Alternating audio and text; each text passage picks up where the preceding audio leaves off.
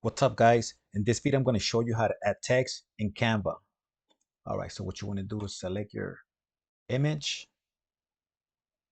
okay, and then go to text.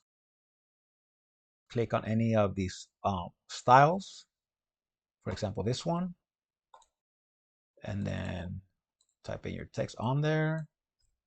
Let's see, let's just do all caps, test, style. All right, if you want to change the font, just highlight it, go over here, and then choose whatever font you like. I like this one, impact. Okay, and then if you want to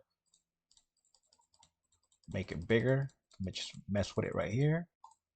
All right, boom. If you want to just copy it and then write something else, that way it's test style today. Same thing. Double click to highlight. If you want to change that font, go here. If you want to change the size on that, go here.